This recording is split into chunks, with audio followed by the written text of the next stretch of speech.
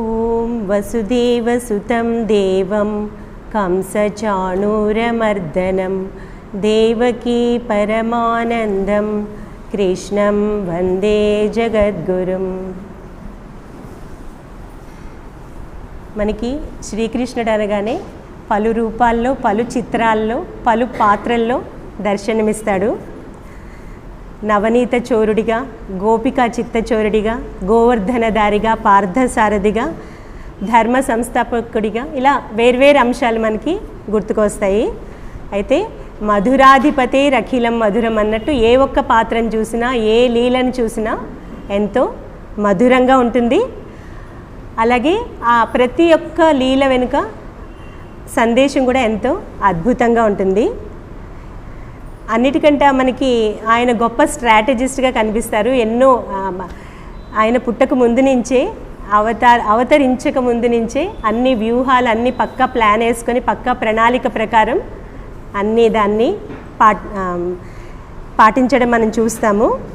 ఆయన వ్యూహాలు మనకి తొందరగా వెంటనే అర్థం అవ్వవు, అన్నీ అద్భుతంగా మాయలుగా కనిపిస్తాయి. అందుకే లీలానాటక సూత్రధారి అన్నారు.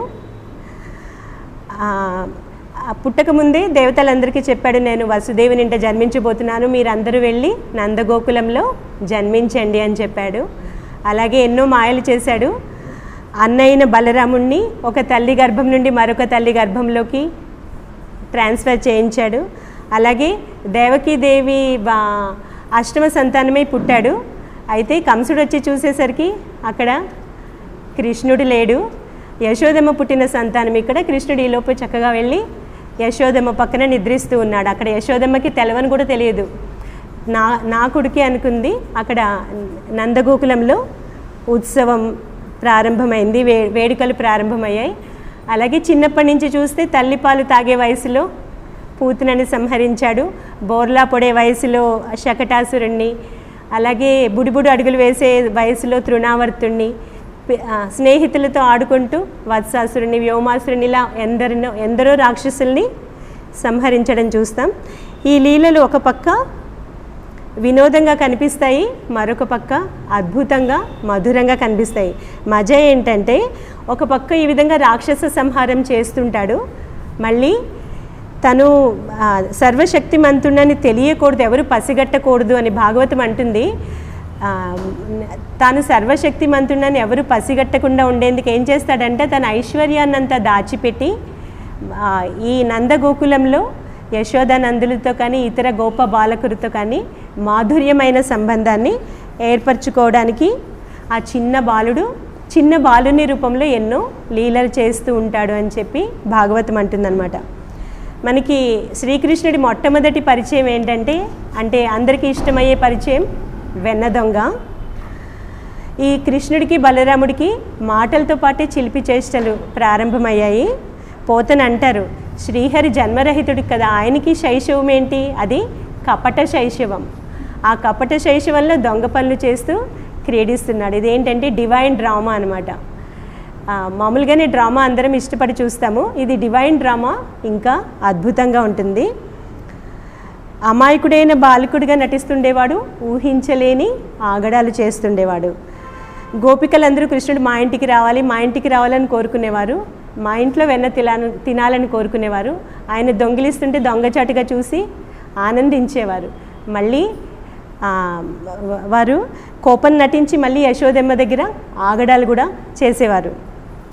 అందరూ యశోదమ్మ దగ్గరికి వచ్చి చెప్తుండేవారు, మేము పాలు పితకక మునిపే మీ కన్నయ్య ఏం చేస్తున్నాడు, లేగదూడలను వదిలేస్తున్నాడు, మాకు పాలు దొరకట్లేదు, ఏంటని కోపగిస్తే పక్కపక్క నవ్వి పారిపోతున్నాడు.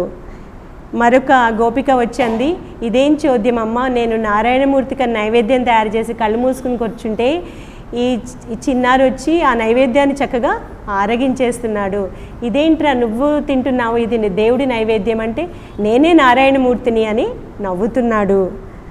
అలాగే మరొక ఆమె అంది, నిన్నగాక మొన్న పుట్టాడో లేదో ఇన్ని దొంగతనాలు ఏంటమ్మా, అవి కూడా మామూలు దొంగతనాలా, మా ఇంట్లో జొరబడి రోళ్ళ మీద పీటల మీద స్నేహితులు భుజాల మీద ఇతను ఎక్కి ఇలా వెన్న దొంగిలించడం ఎప్పుడు మామూలే, ఇలా చేస్తారని మేము ఇంకా ఎత్తులో కట్టాము ఆ ఉట్టి, కడితే ఏం చేశాడు, కింద నుంచి రాయేసి దానికి కన్నం పెట్టి మరి మా వెన్నంతా కాజేసేసాడు అని ఇంకొక ఆమె అంటుందన్నమాట. మరొక ఆమె వచ్చి అంది, నేను పట్టుకొని తొంగి చూస్తూ ఉన్నాడు, మా ఇంటికి వచ్చి తొంగి చూస్తుంటే, ఏరా దొంగలాగా చూస్తున్నావు అంటే, ఇది నా ఇల్లు, నువ్వే దొంగలాగా ఇంటికి వచ్చావు అని పారిపోయాడు. అలా వారు కోపం నటిసి ఒక పక్క కృష్ణుడి ఆగడాలంతా, కృష్ణుడి లీలలంతా వారికి ఎంతో మధురంగా ఉన్నాయి, కానీ కోపం నటించి యశోదమ్మ దగ్గర ఫిర్యాదులు కూడా చేసేవారు. యశోదమ్మకి ఒక్కోసారి విసుగు వచ్చేది, మీరు ఇవన్నీ నిజమైన మాటలు చెప్తున్నారని నాకు అనిపించట్లేదు, నేను మీ ఇంటికి వచ్చి చూస్తాను, కళ్ళతో చూస్తే కానీ నేను నమ్మను అందట. సరే రా చూద్దు కానీ అని చెప్పి ఎప్పుడైతే ఒకసారి కృష్ణుడు ఆ విధంగా వెళ్ళాడో, అందరూ ముందు ప్లాన్ వేసుకొని కృష్ణుడిని వాళ్ళ ఇంట్లో ఒక చోట కట్టేసి యశోదమ్మ దగ్గరికి వచ్చి, ఇప్పుడు రా నువ్వు చూద్దు, మా ఇంటికి వచ్చి దొంగిలిస్తున్నాడా లేదా నీకే తెలుస్తుందని. అప్పుడు యశోదమ్మ వెళ్ళి చూసింది. అక్కడ చూస్తే ఏముంది, కృష్ణుడు లేడు. వాళ్ళు కృష్ణుడిని ఎవరైతే కట్టేసామనుకున్నారో ఇంట్లో వారి ఆ అత్తగారిని కట్టబడి ఉందంట, మరొక ఇంట్లో భర్త కట్టబడి ఉన్నాడంట. వీళ్ళు ఆశ్చర్యపోయారు, ఏంటి మేము కృష్ణుడిని కట్టి ఇటు వచ్చాము, ఇలా ఉందేంట అని. అప్పుడు యశోద అంది, చూసారా మీరంతా నా బిడ్డ వైభవాన్ని చూడలేక ఓర్వలేక ఇలా ఫిర్యాదులు చేస్తున్నారు అని చెప్పి వాళ్ళని పంపించేస్తుంది. కానీ తన కొడుకుని మాత్రం కోప్పడలేకపోతుంది. అన్యమెరుగడు తనయంత నాడుచుండు మంచివాడి ఇతడెగ్గులు మానరమ్మా, ఈ ఫిర్యాదులన్నీ మానండమ్మా అని చెప్పేదట. ఈ అల్లరి పనులన్నీ చేశాక కృష్ణుడు ఏం చేసేవాడు, అమ్మ కొంగుచాటున పరమశాంతునిలాగా బుద్ధిమంతునిలాగా నటిస్తూ అమ్మని కౌగిలించుకొని నుంచునేవాడు, నేనేం చేయలేదు అన్నట్లు. అప్పుడు అమ్మకి కూడా ఇది అర్థమయ్యేది కాదు. కానీ ఎప్పుడైతే యశోదకి తనకే అనుభవం జరిగిందో అప్పుడే ఆమెకి అది అర్థమవుతుంది. ఈ భగవంతుడు ఈ విధంగా శ్రీకృష్ణుడు వెన్న దొంగిలించాడంటే ఏంటి, వెన్న స్వచ్ఛమైన హృదయానికి ప్రతీక. మన హృదయం ఎప్పుడైతే భక్తుల హృదయం స్వచ్ఛంగా మారుతుందో అప్పుడు అటువంటి హృదయాల్ని తన వైపు భగవంతుడు ఆకర్షించుకుంటాడు అని మనకి ఈ లీల చెప్తుంది. యశోదమ్మ ఇతరుల ఫిర్యాదులు వినలేదు కదా, ఆమెకి అనుభవం కలిగింది. ఒకరోజు కూర్చుని ఆమె మజ్జిగ చిలుకుతూ ఉంటే కృష్ణుడు వచ్చి కవ్వం పట్టుకుని ఒళ్ళో కూర్చున్నాడు. ఆమె పాలిస్తూ ఉంది. ఇస్తూ గుర్తొచ్చింది పొయ్యి మీద ఆమె పాలు పెట్టొచ్చింది, అవి ఇప్పుడే మరిగిపోతాయని చెప్పి మళ్ళీ కన్నయ్యని పక్కన కూర్చోబెట్టి ఆ పాలకుండ దింపడానికి వెళ్ళింది లోపలికి. ఈలోపు మన కోపం వచ్చింది కన్నయ్యకి. ఏం చేశాడు, అక్కడ ఏదో ఆ కవ్వంతోనే ఆ కుండని పగలగొట్టాడు. ఆ వెన్నంతా బయటకు వస్తుంటే తింటూ ఉన్నాడు. సరే అప్పుడు యశోద ఏం చేసింది, ఇంకా నువ్వు ఇంతవరకు ఎవరికి చిక్కలేదని బాగా బొత్తిగా అదురు బెదురు లేకుండా పోయింది, ఇవాళ నువ్వు ఎలా తప్పించుకుంటావో చూస్తాను. ఇన్నాళ్ళు వాళ్ళు ఫిర్యాదు చేస్తే నేను నమ్మలేదు, ఇప్పుడు నాకు అర్థమైంది ఇందరి ఇళ్లలో దొంగతనాలు చేసింది నువ్వే అని, ఎవ్వరు నిన్ను పట్టుకోలేకపోయారని చెప్పి నువ్వు ఈ విధంగా చేస్తావా అని చెప్పి నేను ఈరోజు నేను ఎలాగైనా పట్టుకుంటాను అని చెప్పి కర్ర పట్టుకొని పరిగెత్తింది. అప్పుడు కృష్ణుడు కూడా పరిగెత్తుతున్నాడు. ఇవాళ ఒక్కరోజు నన్ను వదిలేయమ్మా అని పరిగెడుతూ ఉంటే యశోదమ్మ లేదు, నేను ఇవాళ నిన్ను ఎలాగైనా నీ అంతు చూస్తానంటూ వెళ్తూ ఉంది. చివరికి ఏమైంది, ఎలాగైతేనే పరిగెత్తి పట్టుకుంది. పట్టుకున్న తర్వాత పట్టుకుంటే మళ్ళీ పారిపోతాడు కదా, ఏం చేయాలి, కట్టేద్దాం అనుకుంది. ఇంట్లో రోలుకి కట్టేద్దాం అనుకొని తాడు తెచ్చి రోలుకి కట్టడానికి చూసింది. 2 అంగుళాల తాడు తక్కువ అవుతుందంట. సరే ఇంట్లోనే ఇంకా తాడు తెప్పించి అంతా కట్టి చూస్తే ఎంత కట్టినా కూడా 2 అంగుళాల తాడు మళ్ళీ అలాగే తక్కువ అవుతుంది. అప్పుడు యశోదమ్మ ఇంకా నా వల్ల కాదు అని చెప్పి ఎప్పుడైతే శరణాగతి చెందిందో అప్పుడు వెంటనే కృష్ణుడిని కట్టగలిగిందంట. అంటే భక్తుడు ఎప్పుడైతే శరణాగతి చెందుతాడో అప్పుడు భగవంతుడు పట్టుబడతాడు అని మనకి ఈ లీల చెప్తుందన్నమాట. మనము డివైన్ డ్రామా అని చెప్పుకున్నాం కదా, భగవంతుడు అవతరిస్తాడు కదా, ఇతర దేవతలకు కూడా ఎప్పుడు కుతూహలం కలుగుతుంటుంది. ఏంటి ఈయన నిజంగా మన విష్ణుమూర్తేనా ఈ కృష్ణుని రూపంలో ఉన్నది, ఆ విధంగా ఒకసారి ఇంద్రుడికి ఒకసారి బ్రహ్మకి అంత కుతూహలం కలుగుతుంది. నేను వెళ్ళి పరీక్షించి చూద్దామనుకొని వస్తారనమాట. తర్వాత మన కృష్ణుడు కూడా ఒక పక్క రాక్షస సంహారం చేస్తుంటాడు, మరొక పక్క ఎవరు పసిగట్టకుండా ఉండడానికి లీలలు చేస్తుంటాడని చెప్పుకున్నాం కదా. ఒకసారి అలాగే అఘాసురుడు తెలుసు, పెద్ద కొండ చిలువ రూపంలో వచ్చిన అఘాసురుడిని చంపాడు. ఆ తర్వాతి దృశ్యం ఏం కనిపిస్తుంది మనకి, స్నేహితులతో కూర్చొని పిక్నిక్ చేసుకుంటున్నాడు. వాళ్ళ ఇంటి నుంచి తెచ్చుకున్న తినుబండారాలంతా బాగా ఆకలేస్తుంది, రండిరా తిందామని చెప్పి అందరు కూర్చొని తింటూ ఉన్నారు. తింటూ ఉంటే హఠాత్తుగా ఈ మన గోపబాలురు చూశారు. తర్వాత ఈ ఒకళ్ళ కంచెల్లోంచి ఒకళ్ళు తీసుకుని తినడం, అందరూ నవ్వుకుంటూ కేరింతలు కొడుతూ తినడం చూసేటప్పటికీ ఆ దేవతలందరికీ, బ్రహ్మదేవుడికి ముఖ్యంగా చాలా కుతూహలం కలిగింది. ఈయన కృష్ణుడేనా, ఈయన విష్ణుమూర్తేనా, ఈయన మాయను నేను పరీక్షించాలి అనుకున్నాడు. హఠాత్తుగా గోపబాలురు ఏం చూశారు, వారి ఆవులు కనిపించట్లేదు. కన్నా ఆవులు కనిపించట్లేదు, మేము వెళ్తామంటే ఉండండి నేను చూసి వస్తానులే, మీరు ఇక్కడే ఉండండి అని చెప్పి ఆ చేతిలో అన్నం ముద్ద పట్టుకునే ఆయన ఆవులను చూడడానికి వెళ్ళాడంట. అవి కొలను దగ్గర నీరు తాగడానికి వెళ్ళి ఉంటాయి అంతే అని. చివరికి కొలను దగ్గర నీరు తాగడానికి వెళ్ళి చూస్తే ఏమైంది, అక్కడ ఆవులే కనిపించలేదు. సరే ఇంకా ఏం చేయాలో తెలియక తిరిగి వచ్చాడు. తిరిగి వస్తే ఏముంది, ఇక్కడ గోపబాలురు కూడా లేరు. తను ఒక్కడే అక్కడ ఆహార పదార్థాలన్నీ పడి ఉన్నాయి, గోపబాలురు ఎవ్వరూ లేరు. వెంటనే అతనికి అర్థమైంది ఇదంతా ఆ బ్రహ్మదేవుడి పని అని చెప్పి. అప్పుడు అనుకున్నాడంట, గోపాల సుతులు లేరని గోపికలకు చెప్పనేల గోపాలకులకు. ఎందుకు ఇంటికి వెళ్ళి తిరిగి వెళ్ళి మీ పిల్లలు లేరమ్మా అని నేను గోపికలకి చెప్పాలా ఇప్పుడు? ఆ అవసరం లేదు. నేనేం చేస్తాను, గోపబాలుర రూపంలో, గోవుల రూపంలో, లేగ దూడల రూపంలో, అన్ని రూపాలు నేనే అవుతాను అని చెప్పి అన్నీ తానే అయ్యి రోజు కృష్ణుడు గోపబాలుకులకి చెప్పేవాడు, లేగదూడల్ని ఇంటికి మరలించండి అనేవాడు. అప్పుడు గోపబాలురందరూ ఆవులంతా ఇంటికి మరలించేవారు. ఇప్పుడు ఎవరైతే మరలించండి అని చెప్తున్నారో, ఏ గోపబాలురైతే ఆవులని మరలించేవారో, ఏ గోవులైతే ఆ గోపబాలురు వెనకాల పరిగెత్తేవో అన్నీ కూడా ఇప్పుడు శ్రీకృష్ణుడే. ఆయనే అన్ని రూపాల్లో తిరిగి వెళ్ళాడు. వెళ్తే ఆ ఒక సంవత్సరం అలా ఒక రోజు కాదు, 2 రోజులు కాదు, ఒక సంవత్సరం.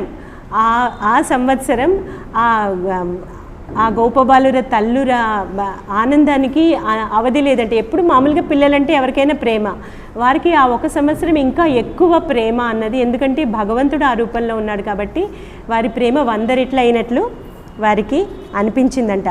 ఈలోపు బ్రహ్మదేవుడు అనుకున్నాడు, ఎలా బ్రహ్మపదం ఎవరికి కావాలయ్యి ఆ బ్రహ్మపదం, ఈ గోపబాలుర పాద రేణువు సోకినా నేను ఎంతో ధన్యుణ్ణి అవుతాను, నాకు అదంతా వద్దు అని చెప్పి బ్రహ్మదేవుడు వచ్చి కృష్ణుని పాదాల దగ్గర పడి నమస్కరించి వెళ్ళిపోతాడు.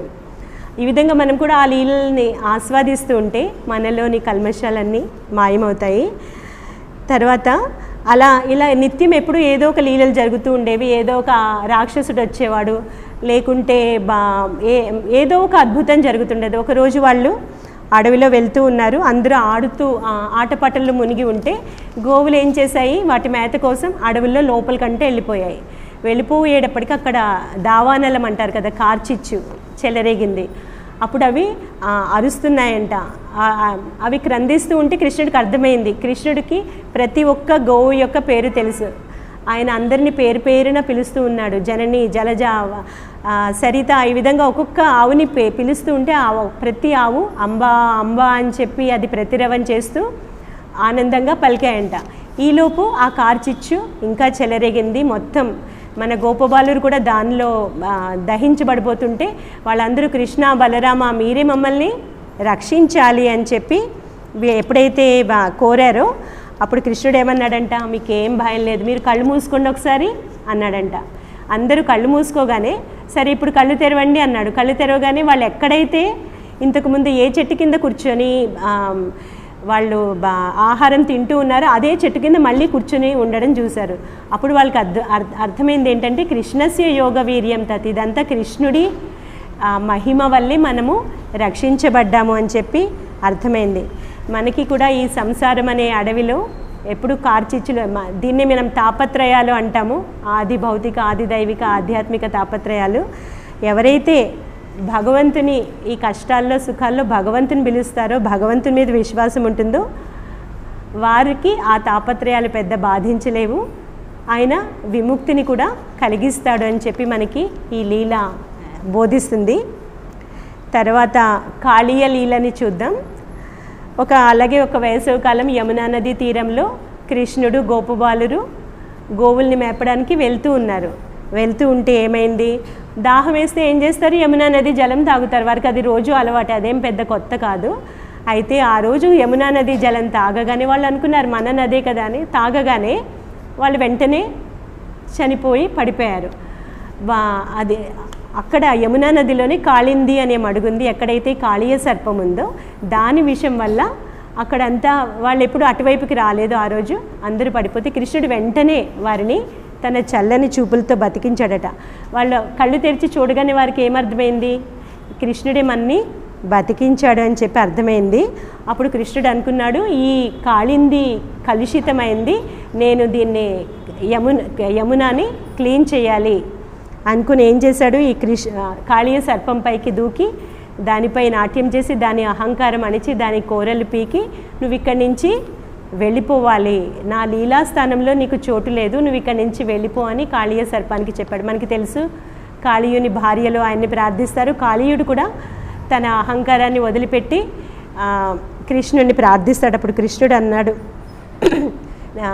కృష్ణుడు వెళ్ళిపోమంటే అప్పుడు అన్నాడు, నేను ఇక్కడ ఉన్నదే నీకు తెలుసు కదా కన్నయ్య, ఈ గరుత్మంతుడి భయంతో నేను ఈ కాళింది మడుగులో తల దాచుకున్నాను, నన్ను వెళ్ళిపోమంటే నేనేమవుతాను అంటే కృష్ణుడు అన్నాడు, ఇప్పుడు నీకు గరుత్మంతుడి భయం లేదు, ఎందుకు, నా పాదస్పర్శ నీ తలపై తగిలింది కాబట్టి నీకు ఇంకా గరుత్మంతుడి భయం లేదు, వెళ్ళిపో, సముద్రానికి వెళ్ళిపో అని చెప్పాడంట.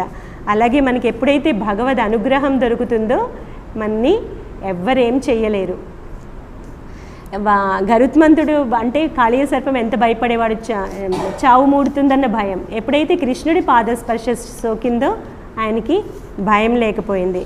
అలాగే ఈ మన మనసు ఈ కాళీయ సర్పమున్న మడుగుని పోలి ఉన్నది. మన కోరికలన్నీ ఆ పాము కోరల్ లాంటివని చెప్పుకోవచ్చు. మనకున్న అహంకారం ఆ పాము తల అన్నమాట.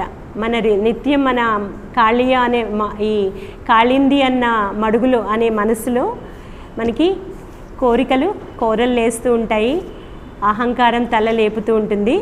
ఎప్పుడైతే మనం భగవన్నామం ద్వారా వాటిని మన మనసు పవిత్రం అవుతుందో అప్పుడు అహంకారం తలెత్తలేదు, కోరికలు కూడా వాటి కోరలను పెంచలేవు.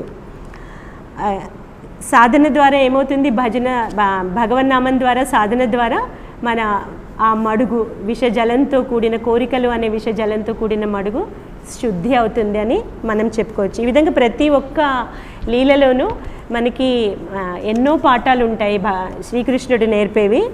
తర్వాత ఈ గోపబాలురు గోపికలు ఎప్పుడు కూడా వారికి శ్రీకృష్ణుడి గురించిన కబుర్లే. అదిగో తెలుసా, పూతన ఒక పెద్ద రాక్షసి స్త్రీ రూపంలో వచ్చింది, చంపేశాడు, లేకపోతే ఆవు దూడ రూపంలో వచ్చింది, ఇది చంపేశాడు, అది ఇవేమీ లేవనుకోండి, వాళ్ళకి అయినా కూడా శ్రీకృష్ణుడి గురించే మాటలు ఉండేవి. ఎలా అంటే శ్రీకృష్ణుడు బలరాముడు గోవుల్ని మేపుతూ అడవిలోకి వెళ్తారు కదా, వాళ్ళు ఎప్పుడు వేణునాదాన్ని మధురంగా పాడుతూ వెళ్ళేవారు, ఆలపిస్తూ వెళ్ళేవారు. అప్పుడు ఈ గోపికలు కూడా వాటి వెనకాలే ఆ వేణునాదం వెనకాలే వారి మనసు కూడా పరిగెత్తేదంట. వారు ఊహించుకుంటూ ఉండేవారు, అవును ఇప్పుడు కృష్ణుడు బలరాముడు అడవిలోకి వెళ్ళారు కదా, అదిగో వేణునాదం వినిపిస్తుంది చూడండి, ఆ వేణువు అదృష్టం ఎంత గొప్పదని చెప్పాలి. మనకి కూడా ఎప్పుడు శ్రీకృష్ణునే స్మరించే గోపికలకి కూడా దొరకని ఆ సుదుర్లభమైన అవకాశం వాటికి దొరికింది. తర్వాత అవి ఒక్కొక్కటి ఎంత చక్కగా ఊహించుకుంటున్నాయి చూడండి ప్రకృతిని. యమునా నదికి పులకింత కలుగుతున్నట్లుంది. ఆ కృష్ణుడు వేణువు ఊదుతూ ఉంటే ఆ పద్మాలు ఉన్నాయి కదా యమునా నదిలో, వాటిని చూస్తే ఏమనిపిస్తుంది, యమునా నదికి పులకింత కలిగిందా, ఆ రోమాంచం అయితే మన రోమాలు ఎలా నిక్కబుడుచుకుంటాయో అదే విధంగా పద్మాలు వికసించాయంటే వాటికి రోమాంచమైనట్టుంది యమునా నదికి. ఆ వేణునాదం ఆ శృతిలోనే అవి సుడులు తిరుగుతున్నాయి. అలాగే ఆవులు లేగదూడలు పాలు తాగుతున్నాయి కదా, వాటి పాలు ఇంకా గొంతులోనే ఉన్నాయి. ఎప్పుడైతే వేణునాదం వినిపించిందో ఏం చేస్తున్నాయి, అవన్నీ కృష్ణుడి వైపు తిరిగి పాలు ఆ తాగడాన్ని కూడా మర్చిపోయి గొంతులోనే పాలు పెట్టుకొని అలానే చూస్తూ ఉండిపోతున్నాయి. అలాగే అక్కడున్న చెట్లు ఏం చేస్తున్నాయంట, వాటికి కూడా చాలా ఆనందం కలుగుతోంది. ఆ పువ్వు తేనీయ ద్వారా ఆనందాశ్రువులు రాలుస్తున్నట్లున్నాయి అనేవారట. తర్వాత ఆ వేణుగానాన్ని విని నెమళ్ళు ఏమనుకున్నాయంట, అది మేఘగర్జన అనుకొని మేఘం కనుక గర్జిస్తే నెమళ్ళు నాట్యం చేస్తాయి. వేణునాదం వినగానే నెమళ్ళన్నీ నాట్యం చేసేవట. అలాగే మేఘాలు ఏమనుకునేవి, ఆ వేణుగనాదం వస్తూ ఉంటే నేను గర్జిస్తే బాగుండదు, ఆ శబ్దం కంటే నా శబ్దం అతిక్రమిస్తే బాగుండదని చెప్పి ఆ వేణునాదాన్ని దానితో స్వరంతో తన స్వరాన్ని మేళవించి మరి మేఘం గర్జించేదట. తర్వాత కృష్ణుడిని మిత్రుడిగా భావించి ఆయనకి సూర్యరశ్మి తగలకుండా నీడనిచ్చేదట. అలాగే చిన్న చిన్న ఏమంటారు, చిరుజల్లు పడుతుంది కదా, చిరుజల్లు పడితే మనకి ఎంత ఆనందంగా ఉంటుంది. కృష్ణుడి మీద, గోపబాలురి మీద చిరుజల్లు కురిపిస్తోందా అన్నట్లుగా ఉంది. ఈ విధంగా ప్రకృతిని వారు ఈ విధంగా కృష్ణుడితో మేళవించి ఊహించుకుంటూ ఉండేవారనమాట. శ్రీకృష్ణుడు అంటాడు కదా భగవద్గీతలో, కథయంతశ్చ మాం నిత్యం తుష్యంతి చ రమంతి చ. ఇప్పుడు నా గురించే నా భక్తులు ఎలా ఉంటారంటే నా గురించే మాట్లాడుకుంటూ ఉంటారు. ఒకరి భక్తిని చూసి ఒకరికి ప్రేరణ కలుగుతుంది అని, భక్తుల స్వభావం అలా ఉంటుందని చెప్తాడు. తర్వాత రాసలీలకు వస్తే మనం చాలామంది తప్పుగా అర్థం చేసుకుంటారు. అయితే ఇది భౌతికమైన క్రీడ కాదు, ఆత్మ పరమాత్మల కలయికకు ప్రతీక అని అంటారు. ఒక శరత్కాలంలో బాగా వెన్నెల నిండిన రాత్రి, ఈ తటాకాల్లో కలువలు పూసి ఉన్నాయి. అప్పుడు సాక్షాత్తు భగవంతుడైన శ్రీకృష్ణుడు ఏం చేశాడు, తన యోగమాయని ఆశ్రయంగా తీసుకొని గోపికలని ఆకర్షించేందుకు, అనుగ్రహించేందుకు వేణుగానాన్ని ప్రారంభించాడు అని చెప్పి భాగవతం అంటుందన్నమాట. ఆ వేణుగానం వారి హృదయాల లోపలికి ప్రవేశించింది. అది వినగానే గోపికలు ఏం పని చేస్తున్నా, అందరూ ఎవరెక్కడ ఉన్నా ఆ పనిని అర్ధాంతరంగా వదిలిపెట్టి, ఇప్పుడు పాలు పొంగిస్తూ ఉంటే ఆ పాలు అక్కడే వదిలేశారు, పిల్లలకి పాలిస్తూ ఉంటే అక్కడే పిల్లల్ని కూర్చోబెట్టేశారు, లేదా ఇంట్లో వంట చేస్తూ ఉంటే ఆ వంట అలాగే ఉంది, లేదా వారు తలలో పువ్వులు పెట్టుకుంటున్నారో లేకపోతే ఏం చేస్తున్న వాళ్ళు ఆ పనిని అలాగే వదిలేసి గోపికలందరూ ఆ వేణునాదం వస్తున్న వైపు వెళ్ళారట. అయితే కొంతమంది మాత్రం వెళ్ళలేకపోయారు. ఇంట్లో ఏంటి నువ్వు పని అలా వదిలేసి వెళ్ళిపోతావని ఇంట్లో పెద్దవాళ్ళు ఆపినప్పుడు వాళ్ళు ఏం చేశారంట, ఆ కృష్ణుడి పిలుపు వచ్చింది అంటే వెళ్ళకపోతే వాళ్ళు ఆగలేరు. వారు కృష్ణుడిని మనసులోనే ధ్యానిస్తూ ఉన్నారు. తర్వాత కృష్ణుడి దగ్గర వెళ్ళలేకపోతున్నామన్న విరహంతో వారు కొంతమంది గోపికలు అక్కడికక్కడ ప్రాణాలు విడిచారు, వారికి సద్యోముక్తి కలిగింది అని చెప్తారనమాట. అయితే ప్రారబ్ధం అన్నది ఉంటుంది కదా, వారికి అప్పటికప్పుడు ముక్తి ఎలా కలిగింది అంటే అంటారు, ఆ విరహం, కృష్ణుడి విరహంలో వారి చెడు కర్మల ఫలాలన్నీ దహించుకుపోయాయి. తర్వాత కృష్ణుడి ధ్యానం చేస్తూ ఉన్నారు. ఆ ఆనందంలో వారి ప్రారబ్ధంలో ఉన్న శుభకర్మల ఫలాలన్నీ అక్కడ పూర్ణమయ్యాయి. ఆ విధంగా గోపికలకి అక్కడికక్కడ ముక్తి కలిగింది అంటారు. ఆ విధంగా ఆ రాత్రి రాసలీలలో గోపికలందరూ ఎంతో ఆనందాన్ని పొందారు. ఈ గోపికలు ఎవరు అంటే శ్రీరామకృష్ణులు అంటారు, శ్రీరాముడు అరణ్యవాసం చేసినప్పుడు 60,000 మంది ఋషులు ఆయన దర్శన భాగ్యాన్ని, ఆయన సాంగత్యాన్ని పొందాలని కోరినప్పుడు, ఇప్పుడు కాదు, నేను శ్రీకృష్ణుడిగా జన్మించినప్పుడు నా సాంగత్యాన్ని పొందుతారు అని చెప్పి వారికి వరం ఇచ్చాడట. వారే గోపికలుగా జన్మించారు అంటారు. కాబట్టి ఈ గోపికలు అన్నది జీవాత్మలకి ప్రతీక అని అంటారు. ఆ వేణునాదం అన్నది భగవంతుని పిలుపు, అది ఎప్పుడూ ఉంటుంది. మనం ఆ పిలుపుని అందుకొని ఎప్పుడైతే భగవంతుని వైపు పయనిస్తామో అప్పుడే మన ఆధ్యాత్మిక జీవితం ప్రారంభమవుతుంది.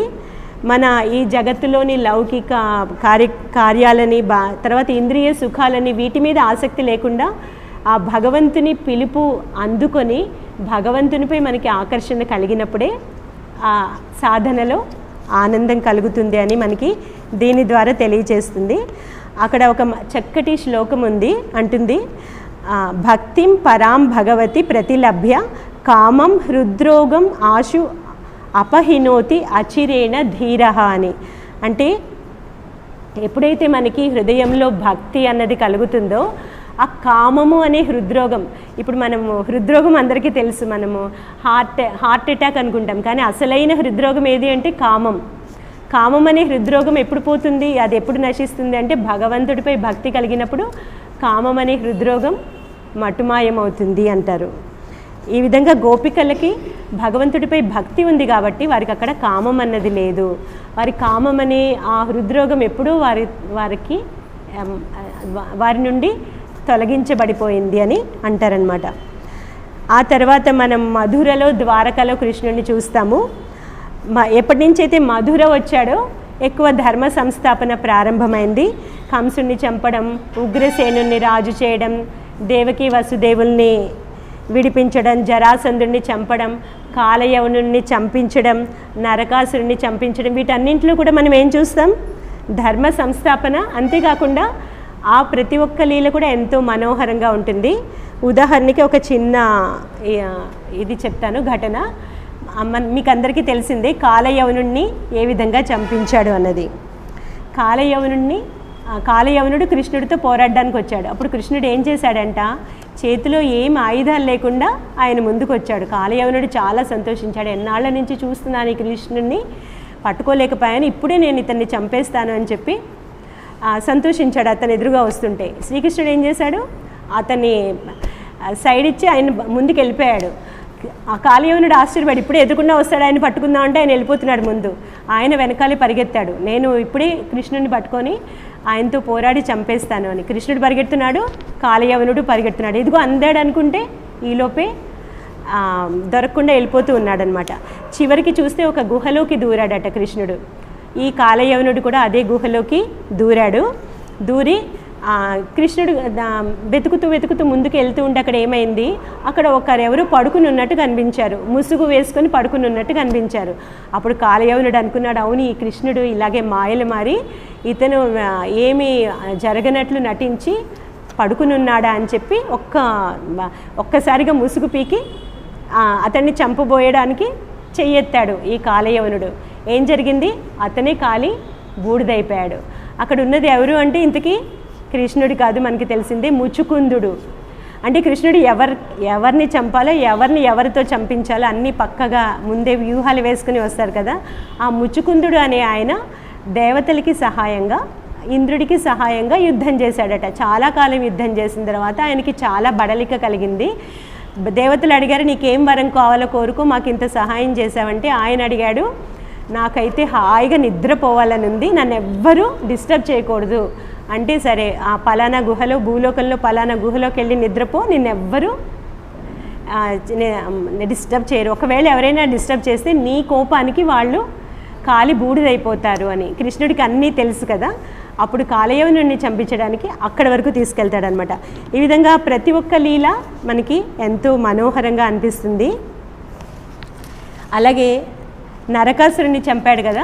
నరకాసురుడిని చంపినప్పుడు అక్కడ నరకాసురుడు 16,100 అంతమంది కన్యలని ఆయన బలవంతంగా తీసుకెళ్ళిపోయి అక్కడ బంధించాడు. వాళ్ళందరినీ లోకనింద నుంచి కాపాడడానికి కృష్ణుడు ఎప్పుడైతే వాళ్ళని అందరినీ విడుదల చేశాడో ఏం చేశాడు, అందరినీ కూడా వివాహం చేసుకున్నాడు. అంటే ఇంతకుముందు 8 మంది భార్యలు ఉన్నారు, ఆయనకి 16,108 మంది భార్యలు అంటారు కదా. అందరికీ కుతూహలం ఉంటుంది, ఏంటి ఇంతమందిని ఆయన ఎలా మేనేజ్ చేస్తున్నాడా అని. ఒకరోజు నారదుడు అనుకున్నాడంటే, నేను ఇదేదో తేల్చాలి, అంతమందిని ఒక వ్యక్తి ఏ విధంగా అంతమందికి ఆనందం కలిగిస్తున్నాడు నేను తెలుసుకోవాలని చెప్పి ద్వారక వచ్చి చూశాడట.